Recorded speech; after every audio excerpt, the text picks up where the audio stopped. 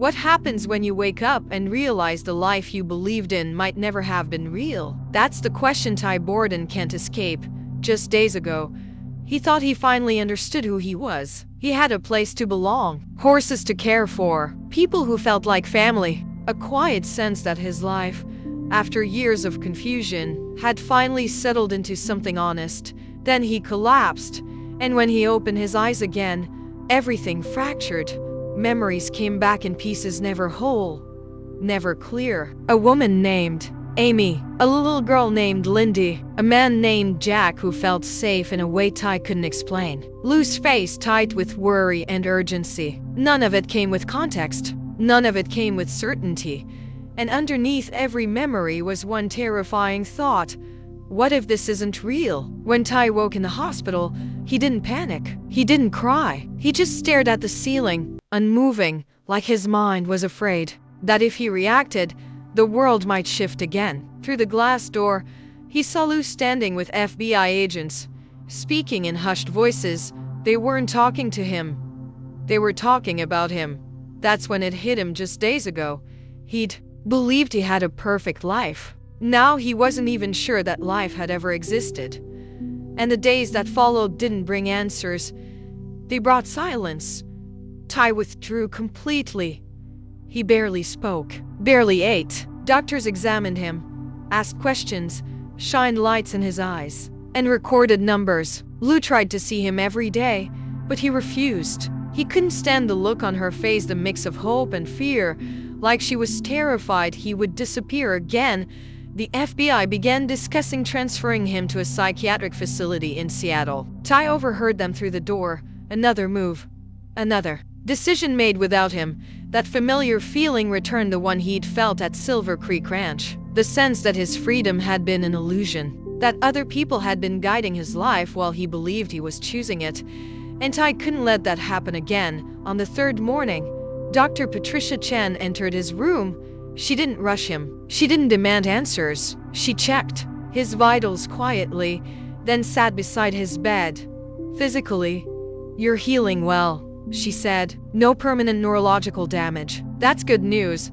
Ty didn't respond. Dr. Chen studied him carefully. "I'm more concerned about your psychological state," she continued. "You've barely spoken in days. That level of withdrawal suggests significant distress." Ty finally turned his head slightly, eyes empty. "What do you want me to say?" he asked quietly. Dr. Chen leaned forward. "I want to know what you're feeling. What's keeping you so distant?" Ty swallowed. "I don't know what's real," he said. "That's all I think about. Every minute. I don't know what's real anymore." Dr. Chen nodded. "That's a common response to what you've experienced. Your sense of reality has been disrupted." "How long does it take to fix?" Ty asked. "Weeks, months, years? How long am I supposed to exist like this, not knowing who I am?" Dr. Chen chose her words carefully. "Recovery varies. Some people regain memories. Others don't. Some build a new sense of identity." Ty let out a bitter breath. "So you don't know?" She didn't argue. "No," she admitted. "But we do have treatment options. There's a facility in Seattle that specializes in cases like yours." Ty stared at the wall again. "When do I get transferred?" "Within a few days," she said. "Once you're cleared, do I get a choice?" Ty asked. "Or is this another situation where people decide my life without asking me?" Dr. Chen's voice was firm. "You have a choice, but I strongly encourage treatment. You don't have to stay lost." When she mentioned that Lou was outside, Ty shut down immediately. "I don't want to see anyone." Dr. Chen sighed softly. "Isolation won't help you," she said, "but I won't force you." When she left, Ty was alone again with his thoughts and the crushing uncertainty of who he really was. Outside, Lou sat in a hard plastic chair, holding a cold cup of coffee she hadn't touched in hours. Every day she waited, every day she hoped, and every day Ty refused to see her.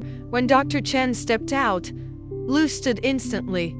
"He talked a little," Dr. Chen said. "That's progress, but he's still fragile." Lou's voice trembled. "Can I see him?" "He's not ready," Dr. Chen replied gently. Tears burned behind Lou's eyes, but she held them back. Agent Morrison explained that Ty would likely be transferred soon. "How long?" Lou asked. 2 days, Dr. Chen said. Lu sank back into her chair, exhausted.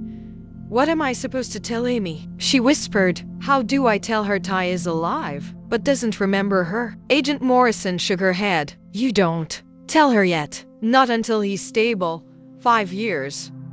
5 years Amy had believed her husband was dead, and now he was alive but unreachable inside the room.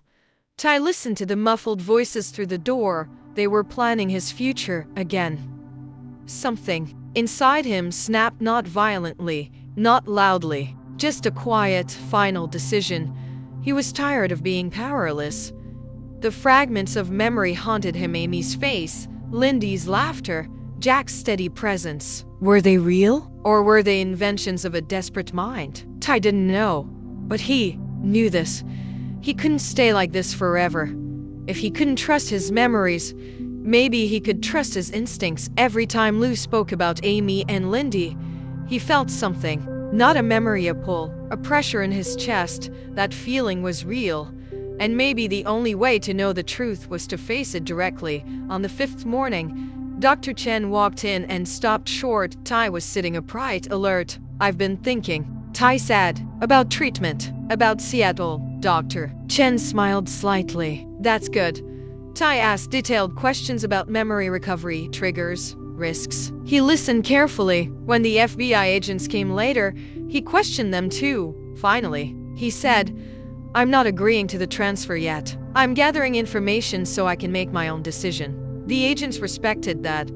Tai knew what he needed to do. Now he just needed the courage to say it.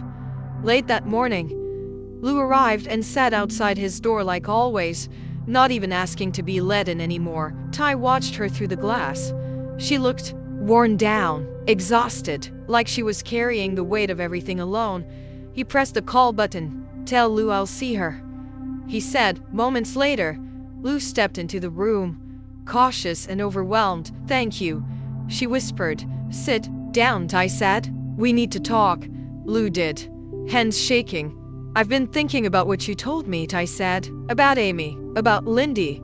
It's all real, Lu said quickly. Maybe, Tai replied, but I don't know, and I can't live like that. Lu leaned forward. What can I do? Tai took a breath. I want to meet them, he said. Amy and Lyndy, in person. Lu froze. Are you sure? She asked. That could be incredibly hard. I need to know, Tai said. Photos aren't enough. If they're my family, I need to feel it. Lu's voice broke. Amy thinks you're dead. That's not my fault, Tai said quietly. And it's not something I can fix. The words hurt, but they were honest. I've made my decision, Tai continued. I want to meet them before Seattle. Before more time passes. Lu nodded. Through tears. I'll arrange it, and I'll tell Amy. I know it's hard, Tai said, but if I'm ever going to recover, this is where it starts. Lu stood, shaking. This is going to change everything, she whispered. It already has, Tai said. In the hallway, the doctors and agents discussed logistics, risks and security. A week, that's how long Lu had to prepare her sister for the impossible truth. Tai was alive, but he might not remember her. Back in his room, Tai stared out the window at the open landscape. He'd taken control for the first time since waking up. Now came the hardest part.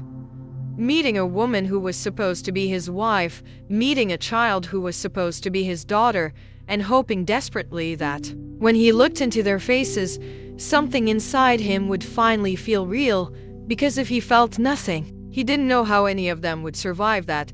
That's where this chapter ends. Tai has made his choice. Lu must now make the call that will shatter 5 years of grief and replace it with something far more dangerous than sorrow. Hope. And hope, when it breaks everything.